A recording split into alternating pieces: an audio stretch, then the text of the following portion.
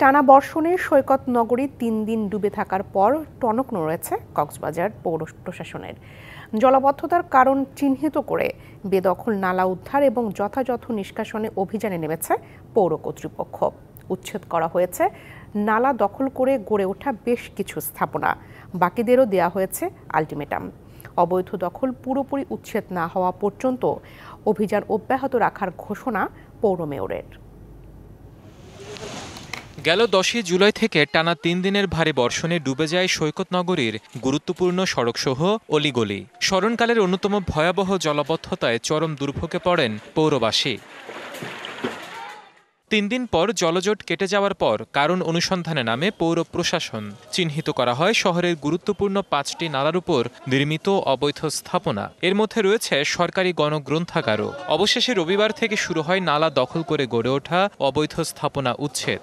এই বছর যেভাবে জলাবদ্ধতার কবলে পড়েছে, বিগত সময় কোনো কালেই মানুষ এরকম কষ্ট পায়নি জলাবদ্ধতার কবলে পড়ে। কক্সবাজার শহরে যেখানে একটি নদী আছে বড়, যেখানে সমুদ্র আছে, সেখানে এইভাবে জলাবদ্ধতা হয়ে পানিগুলি আটকে থাকবে, সেটা কিন্তু কোনোদিন কেউ কামনা করে নাই।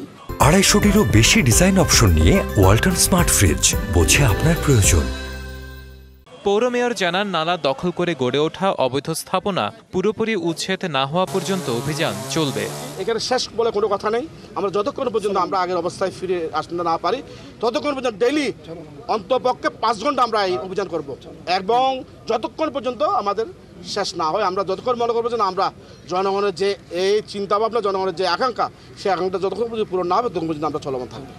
পৌরসভার উচ্ছেদ কার্যক্রমের মাধ্যমে শিগগিরই জলাবদ্ধতা মুক্ত হবে সৈকত নগরী, এমনটাই প্রত্যাশা পৌরবাসীর। DBC news desk.